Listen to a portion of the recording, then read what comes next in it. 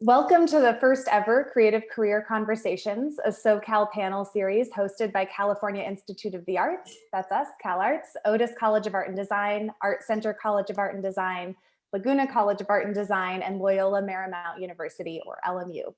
Our panel is called Pathways for Teaching and Creative Careers in Education.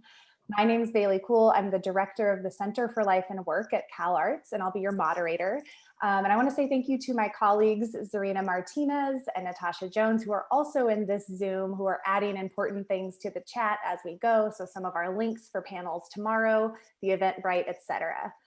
I first want to start off by saying that the idea for this panel came about when I was talking with some of our alums in December.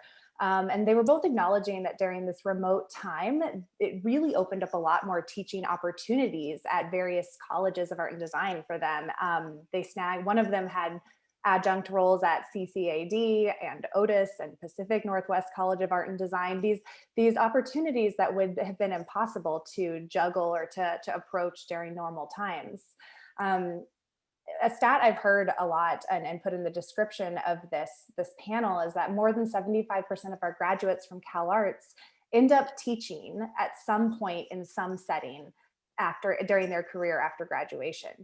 Our panelists here will share their experience and expertise that covers 5 major pathways into teaching and education in the arts.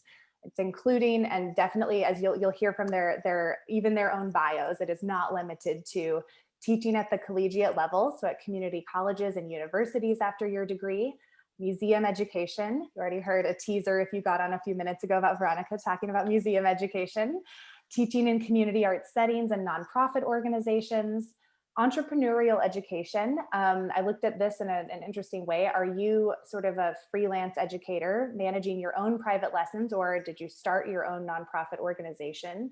And entering into a K-12 setting, so teaching what sort of credentials might be needed and teaching in elementary, middle, or high school settings. I want to say too, this is being recorded. We will be sharing this out afterward with all of the other panels that are recorded during this. Hosting this Zoom, I think we are the only one in the series in this series that is hosted in sort of a regular Zoom and not in webinar format. It's an experiment. We'll see. It's with the intention of giving you some sort of feeling of being directly connected with our panelists and with each other. We're going to touch on different things about state of education, about where it's going in the field of arts education. And to me, having that in a webinar format, there felt like a barrier, and maybe that's just educator in me. I wanted to have some deeper interaction with the audience as well. So please feel free to keep your camera off during this if you want. Turn it on if you would like to. We'll be sharing this screen, this background during the introductions, but then we'll kind of move right into just a gallery format with some curated questions from me and my team over to the panelists. Then we'll open that back up to a Q&A with the audience. And at that time, you can either put your questions into the chat, or you can raise your virtual hand and I'll call on you. But first, before we get to that, I would love to pass this over to my panelists to introduce themselves. We can start with Veronica Alvarez. Hello, everyone. Thank you so much for joining us this evening. So currently, I'm the Wallace Annenberg Director of the Community Arts Partnership at CalArts. And what's really great is that we use CalArts students and alum to provide arts education in partnership with schools in the K-12 setting, and as well as community organizations, partnering with them. But my career pathway is I was going to be a high school teacher, so my BA is in education, and I was going to study. Like I said, I thought I was going to be a school teacher, and I was. And then I was going to graduate early. I was born in Mexico, but I came to this country pretty early. And since I was going to graduate early, I was like, I'd like to take a history of Mexico class. And I hated history initially because I was in an AP class and it was just rote memorization. But when I took the history of Mexico at Cal State Northridge, I loved Dr. Julian Nava. He just told stories. And I was like, this is what history should be. And so I wanted to study with him. However, he was semi-retired. So I ended up studying Greek and Roman history instead. So a little odd, kind of out of the pathway, but that's what brought me into museum education, because then I started working at the Getty Villa that only has Greek and Roman art. And so I was at the Getty for 16 years in museum education. And I found it very fascinating because it was like, oh, I could still teach kids, but don't have to grade or have, parent teacher conferences. And so I stayed in that field. And then I went to LACMA. And then in LACMA, I was the director of school and teacher programs. And I started working with a lot of amazing artists. I had I hired a lot of artists to provide that arts education.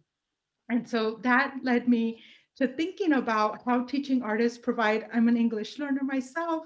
And I was like, what are the ethics around English learners, a huge population in the city of LA? So then I went to LMU because I really was passionate about arts education as a social justice issue, like access and equity in arts education. So I did my doctorate at LMU, specifically looking at teaching artists and how they're innovative in teaching English learners. So I'm back in the university setting, both, as I mentioned, the director of CAP as well as faculty in the critical studies department teaching a pedagogy course. That's me Thank in a you. nutshell. Welcome, Veronica. So nice to hear from you. Our next panelist is Robin Charles. Hi, I'm Robin. I am the founder of Education Media, and I have the awesome privilege of working with either high school, colleges, organizations who want to bring film education or technical arts education to their communities.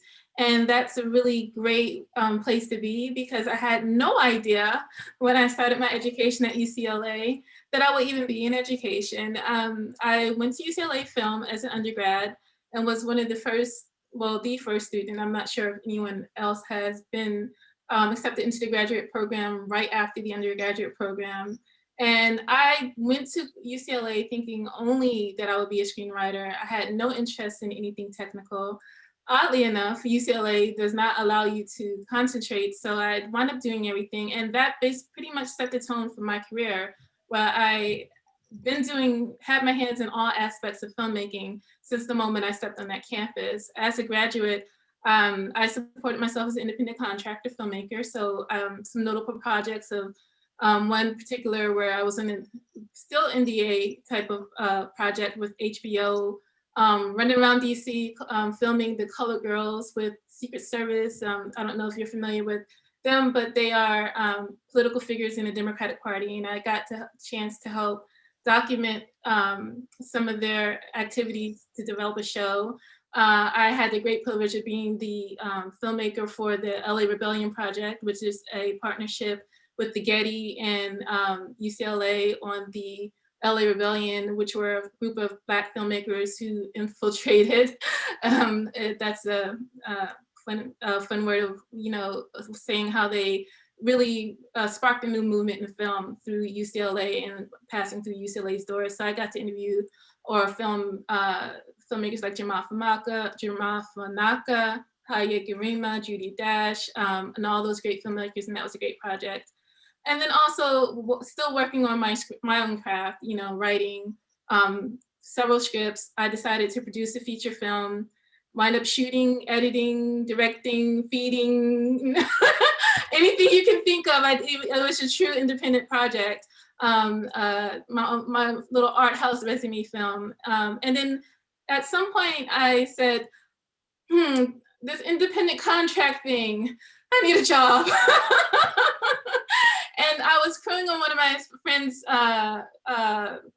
film sets, and someone said, well, they need a high school filmmaking teacher over at Dorsey. I'm like, what is Dorsey? And they were like, oh, it's a school over in South LA. And someone from the back said, don't go to Dorsey, you'll get shot. And I'm like, okay. And I looked up the demographics of the school, and these kids, really were in need of someone like me to go teach. It was what drew me to want to go teach there, because they were high risk youth, they were underrepresented, I understood the need for arts programs in schools that lacked resources, and I wanted to be a resource in that school. And from that point on, my first year teaching at Dorsey, I also taught at UCSD, lecturing for, film production at Dorsey, film production at UCSD, traveling back and forth from San Diego to LA, 3 times a week.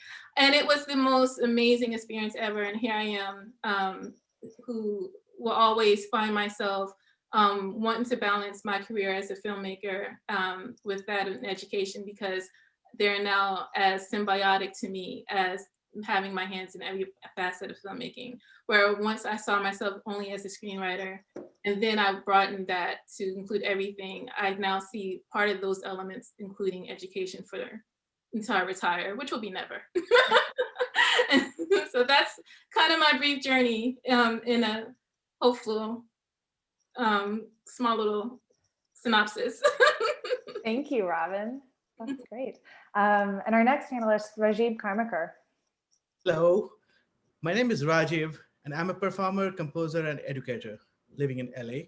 I was born in India, and it has been like 7 years I have moved here. So been born in a musical family. So music was a thing that was just like my staple for every day, you know, like I used to wake up with music. I used to like go to sleep with music. So it's like, it's always like that. And I started performing when I was like 10. So I started performing publicly in All India Radio when I was 10 years old. And after that, I did my first international tour when I was 21. And in this journey, since then, I have been performing with various musicians, like from all genres, like let it be like jazz, you know, symphonies, hip hop, beatboxing, you know, pop, so everything basically. But all I was seeing was music as a whole thing, you know. It doesn't need any boundaries. It doesn't need any race, no color, you know. It is all the same. It's just music, that's it. So that's what I have always learned, and my life and my experiences in the life has always taught me. Still I'm learning. So it's just and then I came to LA here to study at CALARTS, and I came here to study world music and music technology.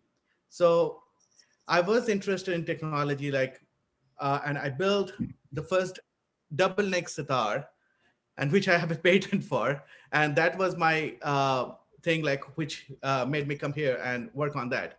After that, staying here, I learned all music technology, and I was working with various types of like world music scenarios, and I have composed for various movies, and then I have worked for various TV networks like A&E, Sony, Universal, and all of those, you know, and have been doing lecture dem in various colleges like Harvard, Butler University, Dartmouth, and all those, you know, and I've been touring extensively. Right now, the tour is not there, but we are touring virtually, kind of. So I've been still like lecturing in various colleges and universities where they are wanting to learn about the ancient sources of Indian music and things like that. And because the key of the future actually lies in our ancient myths and stories, you know. So that's what we are all trying to do here, because as per like the education and all this is going, yes, we used to have like this thing which we'll cover later in the panel discussion. So that's basically the synopsis. And right now I'm the artistic director of Los Angeles International Music and Arts Academy, known as Lima Academy. And also I'm the president and CEO of the Lima Foundation, which is a nonprofit. So we are working towards making a better LA. Thank you, Rajiv. And beyond. Yes, thank you so much. And our fourth panelist is Ismael de Anda, the third. To pass it over to you.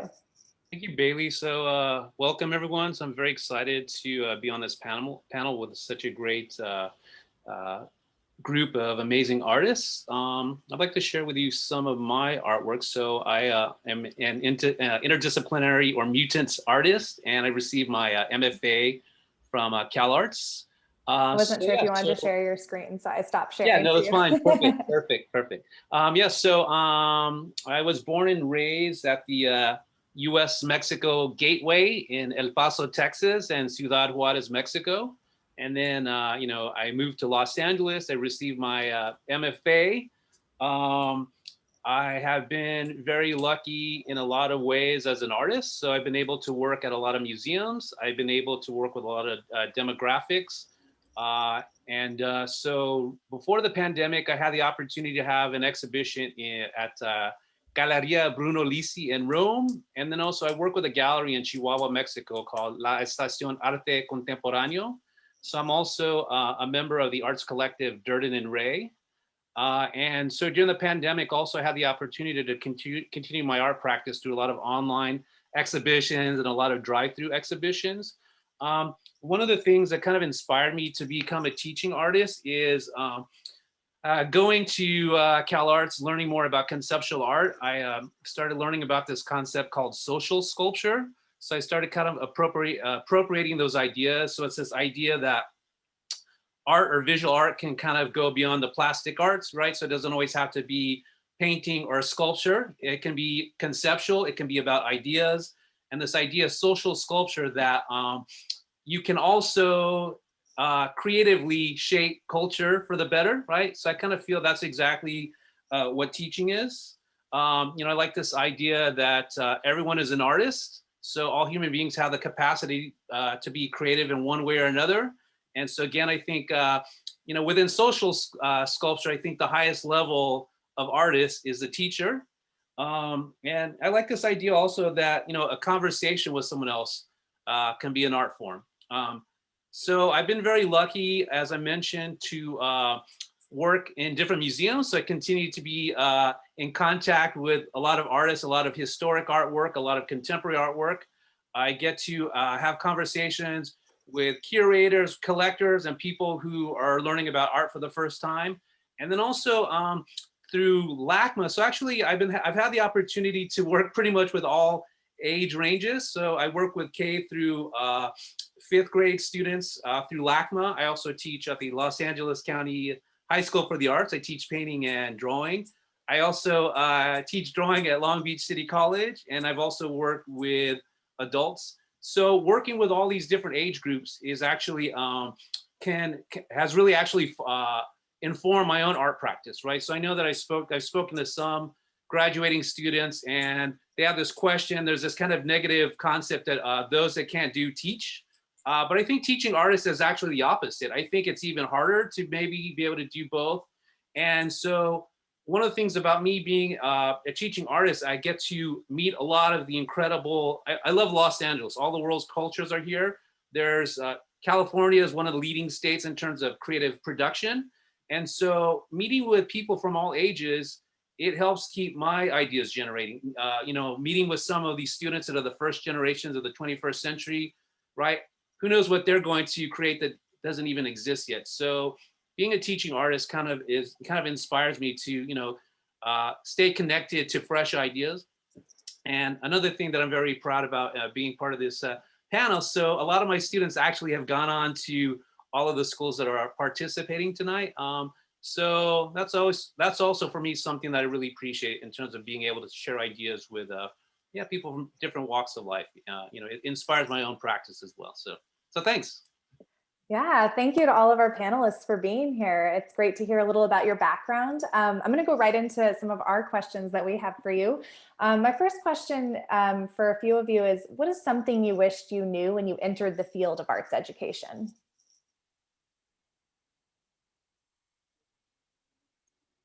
Well, I can jump in. I think first and foremost that I was going to enter the arts education. And I think that I, like many other people who are majoring in the creative arts, are doing so for our own expressions. And we're not really thinking about, at that time of growth and that journey of what does that mean?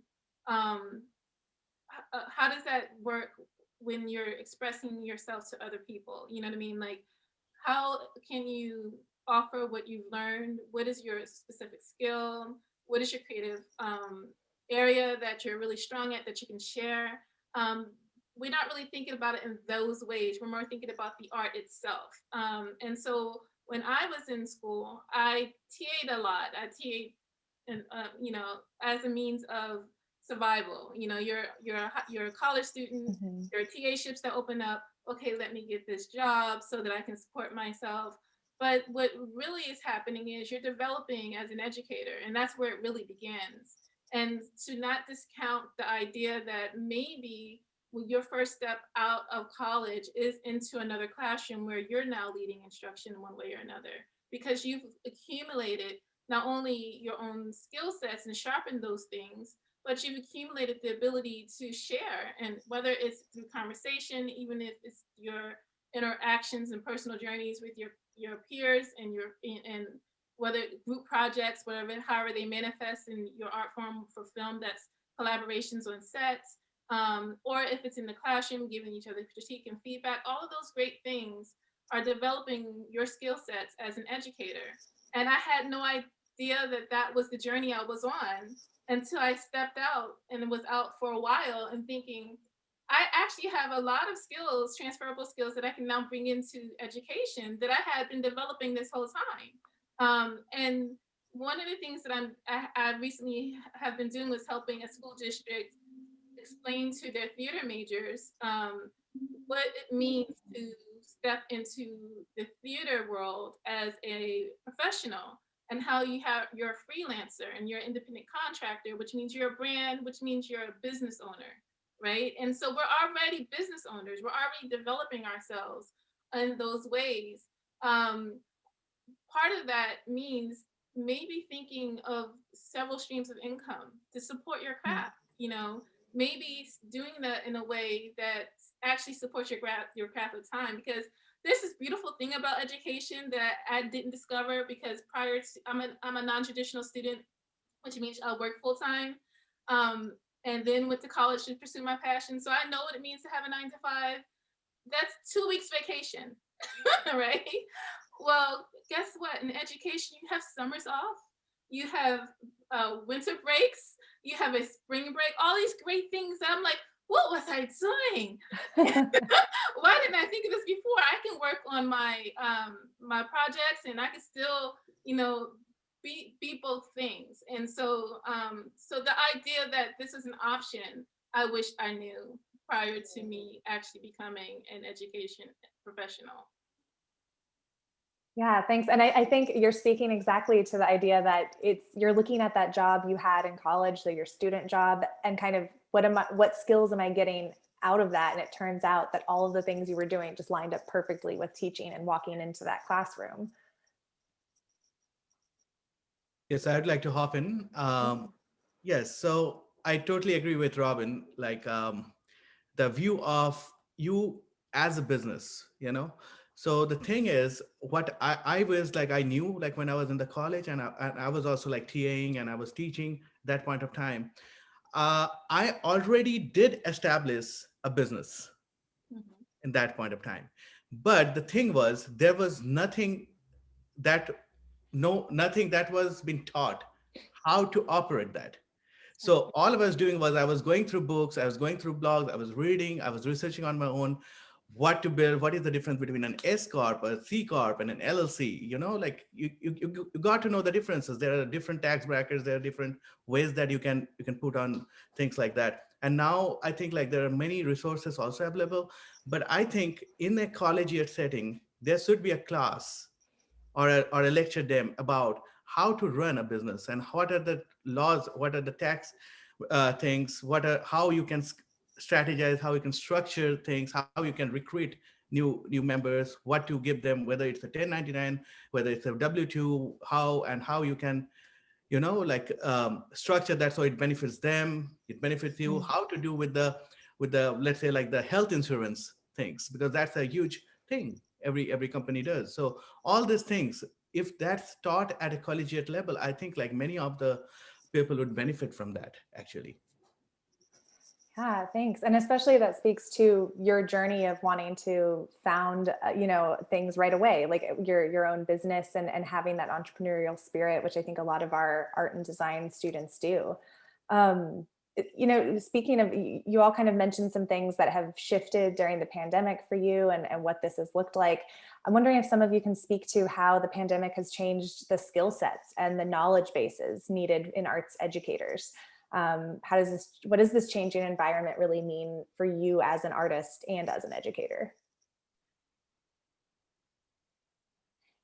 One thing I'm thinking about is you kind of mentioned a lot of graduating students that you have had in your schools, that maybe there's more opportunities right now, I guess, for employment. So I don't know if that's because, you can, teach a class, on the other side of the country, theoretically, So I guess for me, just personal challenges or interesting experiences for me is I am wondering, so there's been kind of comments in terms of like I guess Zoom fatigue and things like that, and issues that maybe students have with this new technology. One of the things that I have been trying to utilize is that many of my like when I first started teaching, a lot of the students, they would communicate mostly through text, you know and so so I was born in the 20th century, and my dad made sure that those telephones, those inventions that you'd plug into the wall, right? So my dad was always emphatic that we had phone answering skills. So when we picked up the phone, we said hello, can I take a message, thank you, those kind of verbal interaction. And so that's one thing I've been trying to develop through like Zoom classes is, when we have critiques, maybe it's an opportunity to kind of verbalize ideas a little bit better. And even though it's kind of seems weird or off-putting by a lot of people that we're kind of distance, I kind of like the fact that, we can kind of see each other, and we're kind of have to engage each other a little more directly, and we can maybe have conversations where we're kind of maybe paying attention to like facial cues again and things like that. The other thing that's been challenging for me also too, in terms of teaching classes where there's tactility and technique involved. So a lot of the institutions that I work for, they were concerned if they were going to be able to continue studio arts classes because it's so hands-on. So, there has been ways that we've been able to do that. And I wonder if that emphasizes even more, I guess, the power of, I do a lot of art that's digital, but also the power of having like a tactile experience, even if you're not going to become a professional artist. Like, what's the difference? And the smell of oil paints, and looking at the luminosity of oil paint or whatever material you're using in front of you. So I think it allows for, I guess, my visual arts students to still have that kind of tactile physical experience in front of them, even though we're kind of communicating kind of digitally. So those are some things that are of interest to me, or I'm interested in terms of, I don't know, like a translation of possibilities, like during these times. So, and then, we have the opportunity, hopefully to be back together in person again. What are some ways that these new tools can also, I guess, benefit the way we process ideas or techniques? So. I agree. I think that what's great about us as creatives in this time and age is the fact that we're creative. So we're uniquely adept at pivoting, at being innovative, at coming up with new ways of expression, of, thinking outside the box. And I think that if, as creatives, we don't allow ourselves to be boxed in by our craft, by the traditional aspects, and really take a look at what opportunities are now being presented to us. In this new age, we have the internet. We basically don't have walls anymore. And my entire company was born out of the fact that it was something that fit a need for this day and age of online learning. And how can I be a resource to other teachers who have found themselves in this position? And one of the things that's coming out of that is the idea of being able to teach without being connected directly to the institution. If you have a special skill, for example, you can create something a teacher can use in a high school or in a college that they can offer their class as part of their curriculum. You can offer training or show or any type of resources that you have that you feel that you're especially adept at, and really market yourself nationwide. I mean, there's really no reason to limit the possibilities of what you can offer your field to Los Angeles even anymore. So we are seeing this explosion of the fitness craze is happening with these remote digital instructors and the celebritizing of these instructors. And if any of you out there are familiar with Peloton, you know what I'm talking about. If not, meet someone, talk to them for 5 minutes, who write a Peloton, you understand. I feel the same thing can happen in arts. there's a need out there in the arts for training from highly skilled individuals and that are born from institutions like CalArts. And so if you know that this is something in the area, whether it's in art or film or theater, maybe you're really great at monologues, or you're really great and can teach how to develop and write a great monologue, that in and of itself is something that is very valuable to theater teachers across the nation who have to teach how to write a monologue. And there's absolutely no reason why you can't then market yourself, brand yourself, think in a more entrepreneurial way of how to give your art. And this is more, and I'm talking, or I'm giving you examples that speak more to the business of, but then don't limit yourself even to that. Think of the expression of your own art form. How can you as an artist have a virtual experience for your fan base, or expand your fan base, or attract more people to your work? There's really no limits, and we are specifically designed for this challenge. We've been thinking outside the box, being creative as a choice, and we've been developing that muscle and building that muscle for years. So let's get to it. That's great. I loved how you spoke to kind of the boundaries being shaken down from LA. I mean, so many students from this sort of made up consortium of colleges of art and design and LMU in this area for this panel series are based in Southern California, and will probably seek opportunities now, maybe virtually, that take them elsewhere virtually. But I think many people are going to be entering into this sort of creative economy of Los Angeles. I'd love to hear from all of the panelists on this next question about that. Exactly. What are the ethics and responsibilities and opportunities in teaching art in the very unique and diverse space of Los Angeles? I wanted to address that specifically because I think important points have been brought up. And I've worked basically for museums and universities, and they're seen as like these elitist institutions sometimes where people might not see themselves reflected there. And yet these are the institutions that are providing the arts education to what people call underrepresented youth or so forth.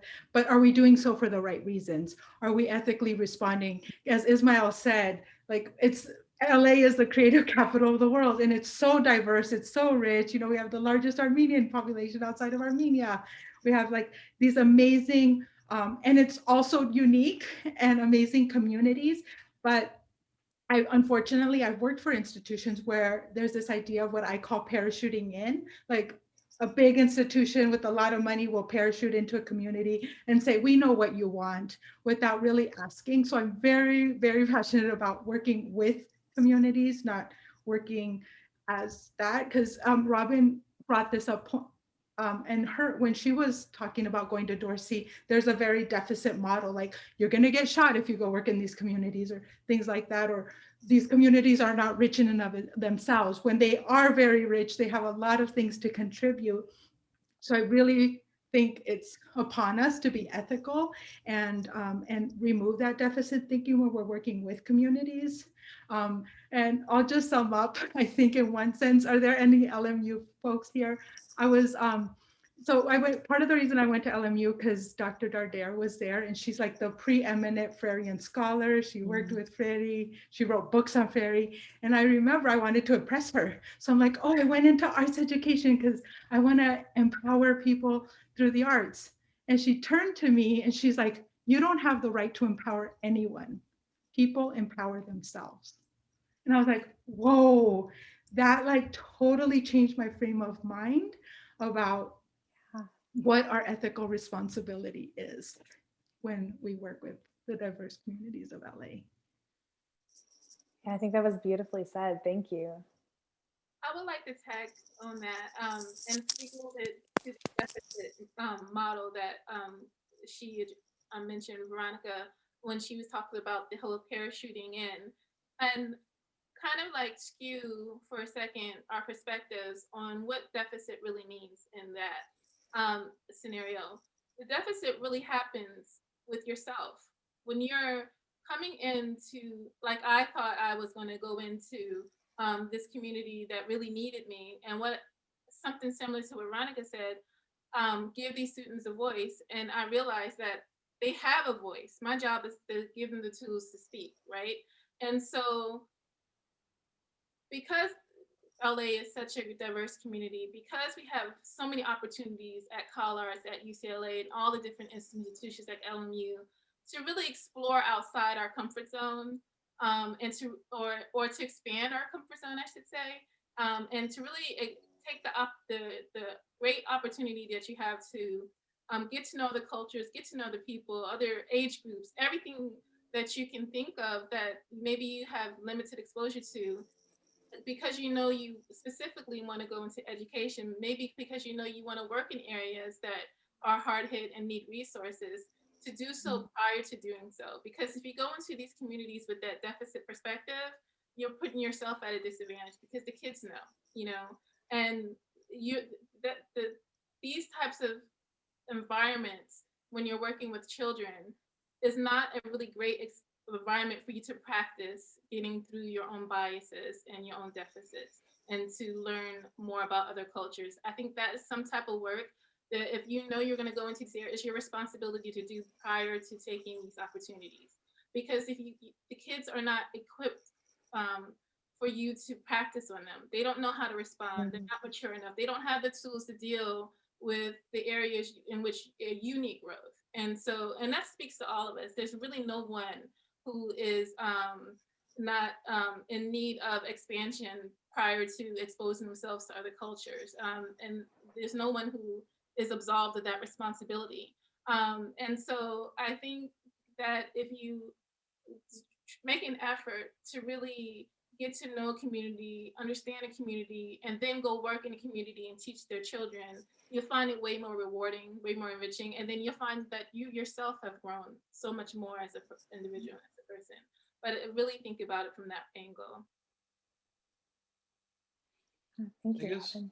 for me, so I mean, I hold education in high regards because both my parents were the first in their families to get a college degree. So I try to honor that. And I got a master's degree. Maybe I'll be inspired by Veronica and maybe get a PhD one of these days. But I mean, I guess my approach is that growing up, so I was able to have some families before me that kind of paved the way and kind of put that in my mind. You know, the importance of an education.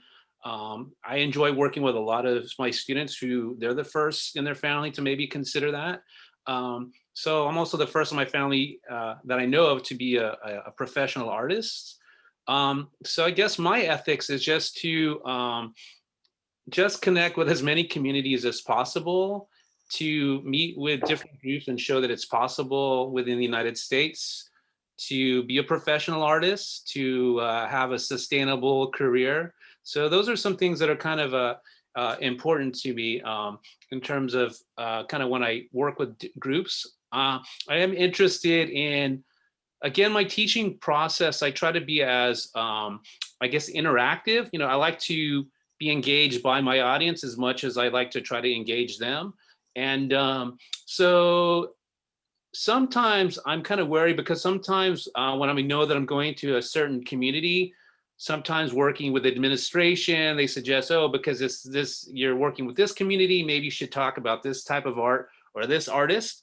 And so definitely I'm interested in sharing techniques, sharing ideas, sharing artists, sharing culture for something they can connect to, where they feel they have a voice or can relate to it. But also I'm interested in, you know, for me, being an artist, it's like a global, galactic thing, I guess, cosmic thing. And so, yeah, so I'd like to go in and maybe share with them artists maybe that they have heard of before, but then show them something totally absurd they've never thought about before, or maybe, you know, an artist that they've never heard of before, or, you know, so that's like kind of like a balance that I'm always trying to kind of walk. And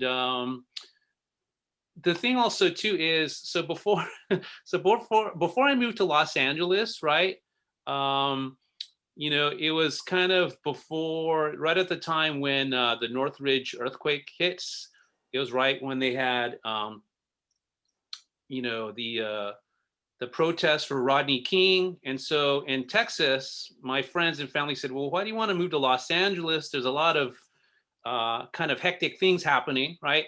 But pretty much since I moved here, my day-to-day experience, I try not to watch the local news too much. And my day-to-day experience is pretty much like 98% positive in terms of everyone that I kind of interact with. And yeah, I think, yeah, any of you that get a chance to kind of branch out and kind of work with as many different audiences as possible, I think it just makes you, not only a better artist, but a better human being. That's why art, of course, creates empathy. When you're learning art, if you want to improve your skill, you're like, how did that artist do that? And you try to put yourself in the mindset of another artist, right? And then even if you get inspired by that artist, there's things about your own upbringing that are inevitable, and those things are gonna come out and create some amazing things. And that's kind of what I liked, Robin. What Robin, you also said is, one thing to maybe expect about going in and being a teaching artist is, it's an opportunity to extend yourself as an artist. You're going to bring in your own experiences. And so that's one thing that I kind of learned, that maybe there's not this one standard or one curriculum that you have to adhere to, but you can start kind of forging your own curriculum also too. So that's another, I guess, art form also too. So. Thank you. Yes, I would like to just share, well said, everyone. I would just like to share an experience of me when I was a child, when I was a kid. And again, regarding the community and how different people from different community blend in together, So my dad used to conduct a 70-piece orchestra, and it was from different people from various backgrounds. They used to play different instruments and used to come together. I'm just putting in front a scenario. A nice winter morning, you are waiting for a train. Everyone is holding their instrument, going for a concert, because we were booked for a concert. So we used to book an entire compartment of a train. And so everyone flocked in 7 in the morning in winter. Everyone had their tea in their hand, and the train comes in rushing. We all get in, put our instruments, and everyone opened their box of food. Various foods from various cultures.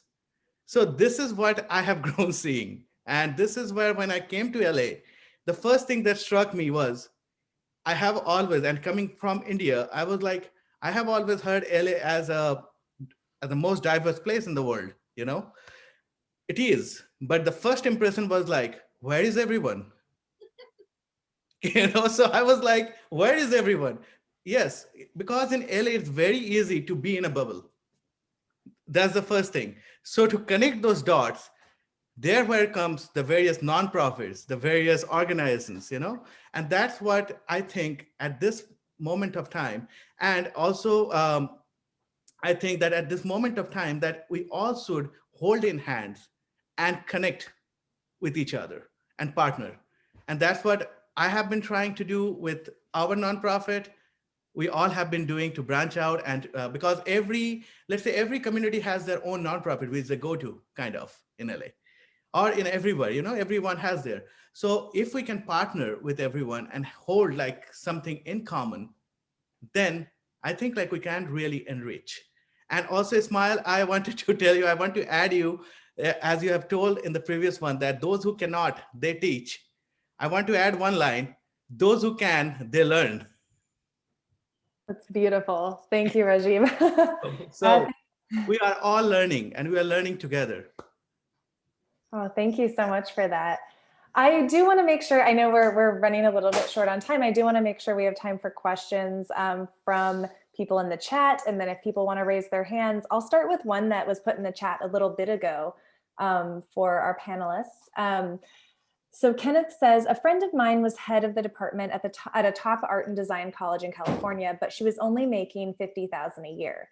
I used to teach college courses at night in San Francisco, but it only paid around $150 for a 3-hour class, teaching a 3-hour class.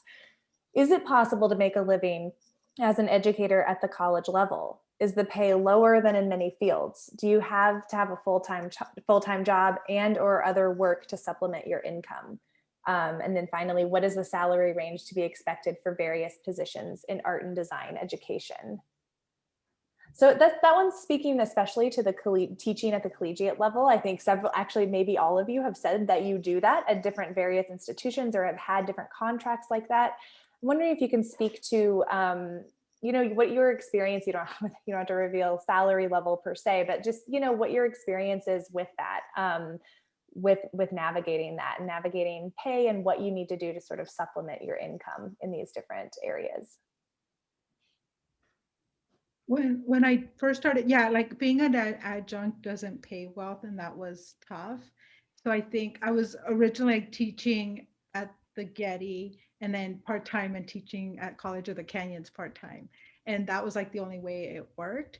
But thankfully, when I actually went to LACMA, they paid pretty well per hour. And I think it's like, what do you want to do? Because the structure at LACMA was very much, we paid, like I said, pretty well per hour, so that it could be like a pretty substantial part-time job and still maintain your artistic practice. Because I think working with teaching artists, and that's what I think is so amazing about like working with classroom teachers and teaching artists, is that teaching artists still want to practice. And so when you go into a full-time job, unless like Robin said, you get the summers off, if you go into like full-time arts administration, which a lot of my artist friends do, then they feel like they don't have time to make their art. So I think it's kind of, what do you want to prioritize in your life? I know like Ismail has been so successful in maintaining his art practice while doing the part-time teaching.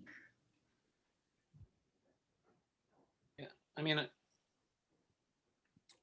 Well, I definitely want to say that if you're thinking about starting off in your college education career, you're going to be an adjunct or visiting lecturer, and they're very similar in their pay range. They're not going to be something that's fully supporting, but those are the types of work you get to supplement or complement your artistic career, and they're not the career.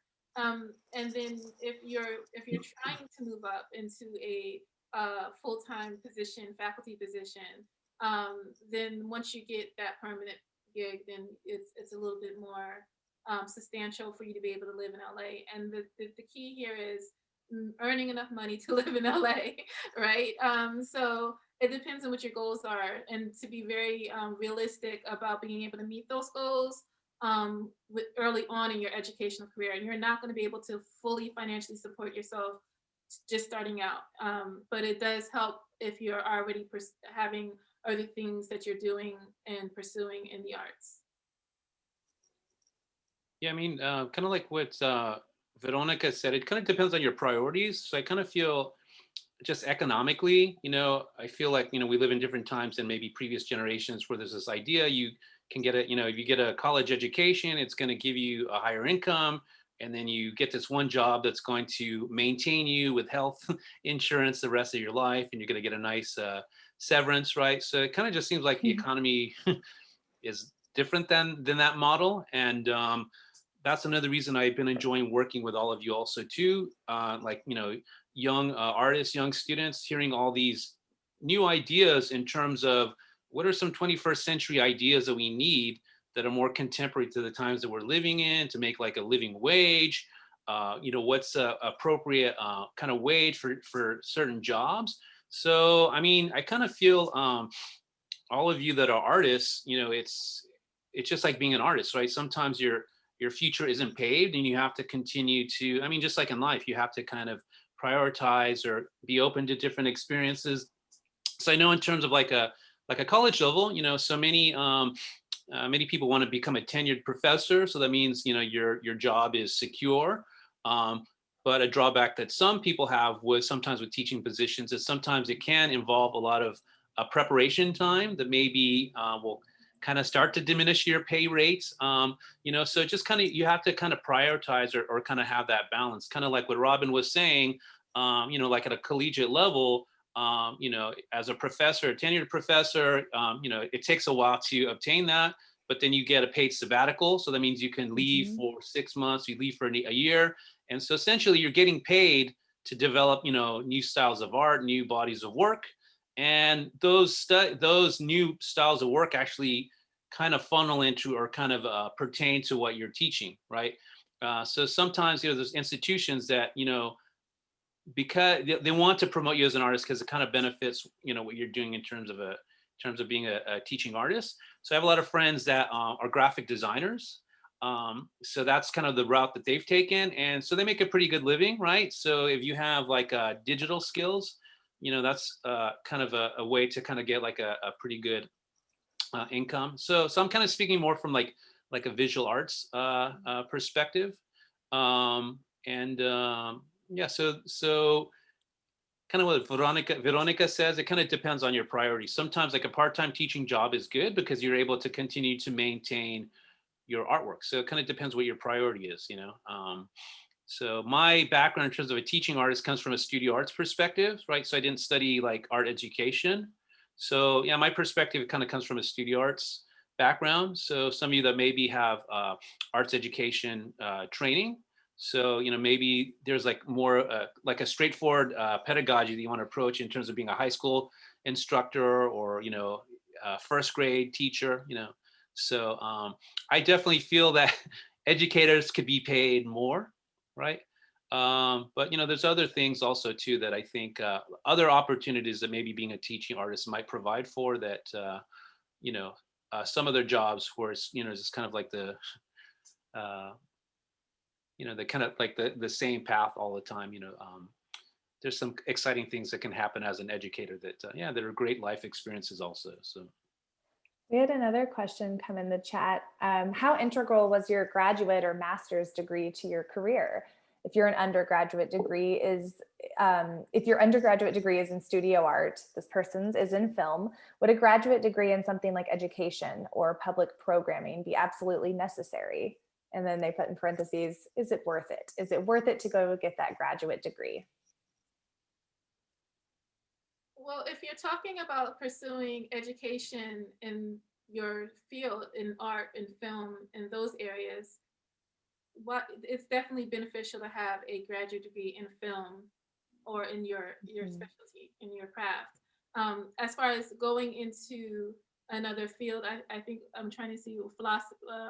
I lost it, but the other area like public policy. If you want to be an administrator, if you wanted to completely leave your arts to be an administrator of these types of programs, that's the only way that I can see those types of degrees being beneficial. But definitely my MFA has served me well because it's a terminal degree, meaning there's no PhD in film production. So I can go teach at UCSD. I am an adjunct at West LA. And of course, at the high school level, I'm at the top scale, whatever they scale, pay, whatever.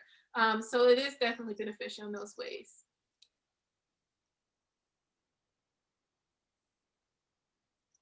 Anyone else? I guess for me, in terms of like studio arts, so I mean, the reason I got my master's degree is, so I mean, I went to undergraduate school at the University of Texas El Paso, so that's where I grew up. So I definitely wanted to have an opportunity to book two things. I became more interested in conceptual art, so that's one of the reasons I was interested in getting a master's degree in CalArts, and also I wanted to learn more about critical theory also too. This idea was interesting to me that art could also be about ideas, as I mentioned before. But the coolest thing for me, getting a graduate degree is I got to, CalArts is an interdisciplinary school. So I got to meet, filmmakers, choreographers, directors, experimental animators, composers, Balinese musicians, dancers. And so I think that's, has, my interest in meeting people from all over the world, I think it's kind of continued into my interest in being a teaching artist. And so, so I guess just my my interest in kind of engaging with, with different ideas kind of stem for that. And then also I took this art class called Post Studio. And so it was a critique class, and it was an entire day. And sometimes the critiques would go on for 8 hours, 12 hours, right? So I really became trained in kind of really kind of digging into a lot of ideas. And so that's something that I feel maybe, again, having this dialogue with, people from different walks of life, it allows me to continue to have creative conversations and discuss ideas. And then also, when I meet with students also too, hear their stories or whatever, or maybe, think about like different, creative possibilities also too. So, my master's degree wasn't necessarily in art education, but definitely I think those are factors that I benefited me and inspired me to also function as a teaching artist as well. Yeah, I would like to add, yes, definitely my college degree has helped me in my career. Uh, as Ismail said, like it opened the doors towards various like other cultures and other forms of like um, education that would benefit your art form. So it's always very necessary. You not only need to concentrate in your own what you are doing, but also have to understand and learn other things which will support what you're doing. So it's like always like you have to focus on the skills that you have, like on and other skills that would support the primary skill that you already have. So for me, what I have seen and I have learned is everything is a supply and demand. Like if you have the demand, if you have the adequate supply, it works. If you don't have it, it doesn't work. If there is no demand, however you do, it doesn't happen. So first, a demand has to be created of why arts is important in the life and why arts education is so important in every, like first of all, this notion of having it as an extracurricular activity is not true. It can be an activity, not an extracurricular activity. So this notion of saying that has to like be like a little bit modified, like it can serve as a really nice platform for people like those who want to do that. And yes, there are certain other areas like which are not, I already told, like which are not taught in college, like like all this kind of like how to structure things, how to have like what are the laws behind and things like that. So if things are bought in that way and there is a package like that is given to all the students, like okay, this is this you will be facing, because I have seen a lot of people like just after getting out from the college they're like lost, what should I do, and that's where the thing comes in, like what you have to create, what demand you have to create, and you should have the supply for that. And when the time is there, you have it already. So I think like focusing on the skills and focusing on building yourself and learning all other different kind of like skills and activities to support what you are doing and making it unique is what is the key. Yeah, thank you all. We have another question in the chat. This comes from Christine. So many teaching posts I've seen that I've been seeing and applying to want 3 to 5 years of experience teaching at the college level. How can you get a teaching job without that kind of experience, especially when they don't have TA positions right now? And then as a second part of this question, which I also really like, and feel free to speak to either side. Can you talk about writing a teaching philosophy statement when you're still developing your teaching style? Christine, I think Okay. that's part of one of the reasons that I came to CalArts, because some teachers like we're amazing artists, but like they didn't really teach us how to teach art, and yet so many go into the art field. So it's basically learning on the fly. So as a student, demand those things. You're paying tuition. And so I think, I don't understand why they don't have TA positions at your school, or that should definitely be an option. And maybe demand those pedagogy courses about a teaching philosophy statement, because that's what I'm teaching right now. And that's actually what we're gonna do with my students. And it was offered periodically at CalArts, I think, and in different, in the different schools, but there hasn't been a systematic, like if an artist wants to go in the education field, we haven't, I think as a university, really addressed that. So until now, I think that there's been like momentum to address this need, because it could be an option for artists to go in teaching. Oh, they don't accept TA experience. Oh, yeah, that's Any unfortunate. suggestions of how someone can get that teaching experience, especially if it's not in the TA space? See, like I said, as a director of CAP, yeah, like CalArts is a unique place in that we do provide that teaching experience, and I wish more universities did that.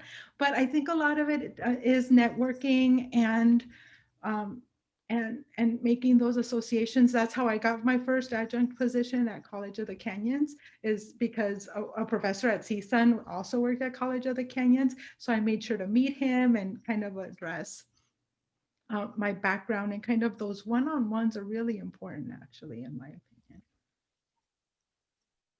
I'm wondering, like, for your teaching philosophy, you know, if you're just fresh out of school, maybe you can try to highlight as much as possible, you know, instead of talking about the experience that you don't have, maybe you can kind of highlight, yeah, what are some of the new abilities just being fresh out of school, you know, with online techniques, you know, new ways of thinking, you know, what are those things that you can kind of bring to the students? And I think just as a general rule, kind of like what Raji was also saying too, I know it's hard because like these hoops that you have to jump through, and it just takes practice. You know, you'll develop a few good teaching philosophies, and every time you apply for a job, you can kind of go back to that, and that's a template, and maybe you can add things.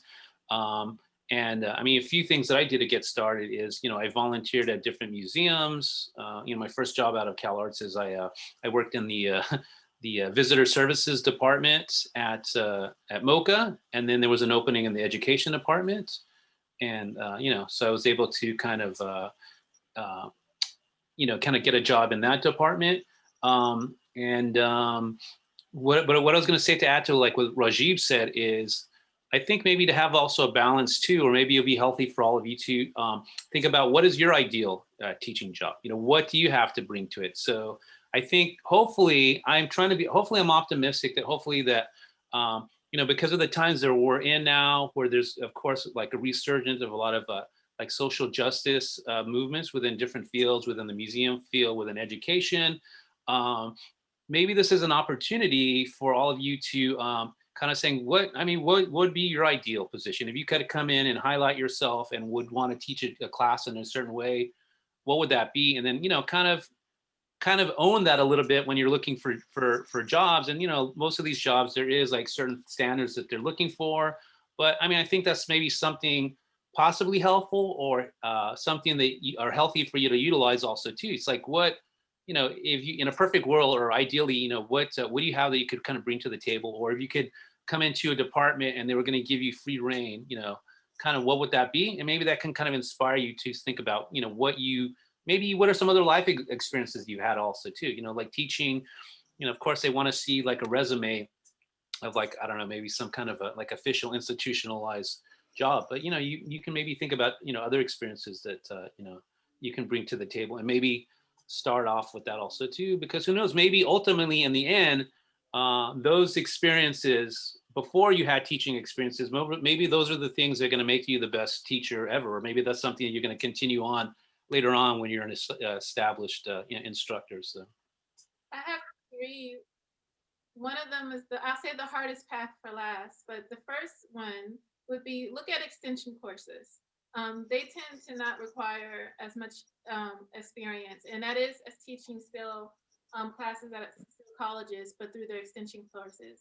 The second is teaching summer courses. They're generally open to current and recent graduates of college to teach, and that then also extends your teaching experience. And this is the harder path, and this is for you, those of you out there who are uniquely qualified to work with high school students. You're qualified right now to teach at high school your craft, your art, and you can do that through a program, several programs. One of which is this career technical arts or career technical education. Sorry, they are always recruiting teachers who have the graduate degree or the undergraduate degree from a arts institution to teach at the high school level, 10 through 12, in theater, film, whatever, all of the technical arts.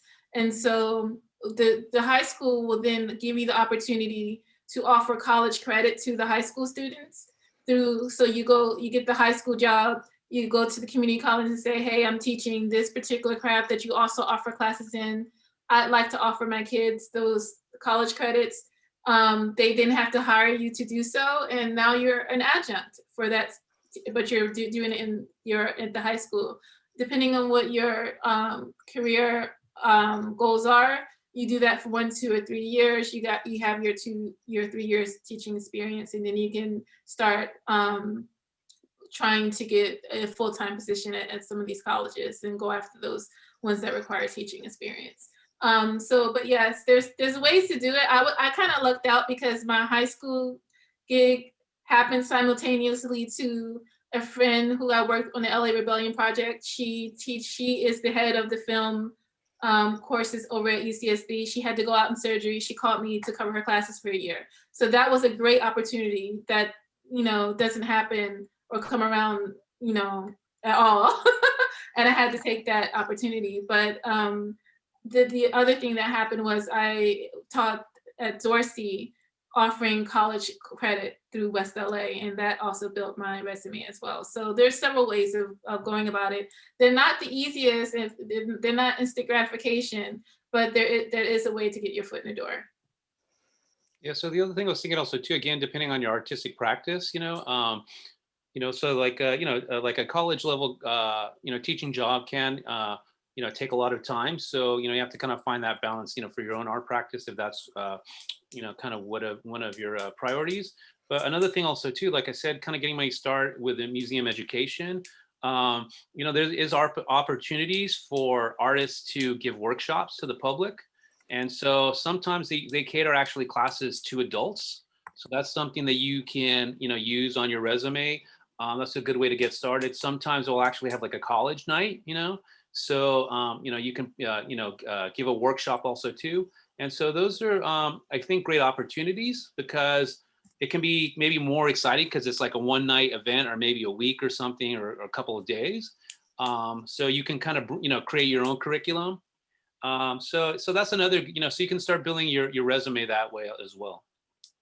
If you have on your resume, it shows that you taught a college course or a workshop at some of the top museums that we have here in Los Angeles. Mm-hmm. I think definitely that's a nice star on your resume. So of actual teaching experience. Yeah. I don't think we have any more major questions in the chat or anything. I wanted to close this out. I know we are over time here, but I did want to ask sorry, somebody did just write in the chat. I'm sorry if I missed it, but do any of you potentially have experiences in creating educational experiences that combine your artistic experience and educational experience? And how do you showcase that? I have. So I actually I was teaching at MOLA, the Museum of Latin American Art in Long Beach. And so one of the interns, she said that she was getting her master's degree at Texas Tech University. So we connected because I grew up in West Texas. So I said, if you are interested in having a visiting artist, let me know. I'd love, I'd be more than willing to. I've been out to Lubbock before. I'd be willing to go out there and speak to your the students there. And she said, well, they actually have a visiting artist program. And so there's a stipend, you kind of get paid, you get to, do a project there. You give a studio visits, right? So that's something you can put on your resume in terms of teaching also too. So I was ultimately able to do this interdisciplinary project where all the students from the fashion program and from the studio arts program, they did a project together, and we made this like gigantic flying glider sculpture with t-shirts that everyone kind of donated, and we like stitched them together. And so, yeah, so I feel like that was a good way to kind of combine my artistic process and to kind of work with different genres within, an educational institution, Texas Tech University. And then even through that, I was able to kind of give a lecture at the International Textiles and Apparel Conference. And so I'm not really a designer, but again, so being a teaching artist allowed me to have this really cool experience. And so I was given a budget, I was given a stipend. They paid for me to travel there. They gave me, hotel accommodation for 2 weeks. And so, yeah, so they gave me a budget so I could create this project also too. And we might do it again at another college in somewhere else at another college in Texas. So that's one example.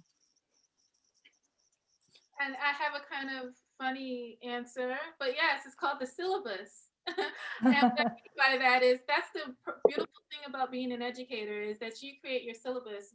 You ask yourself, what is it you want your kids to, or your students to know by the end of the year? And then you craft that journey.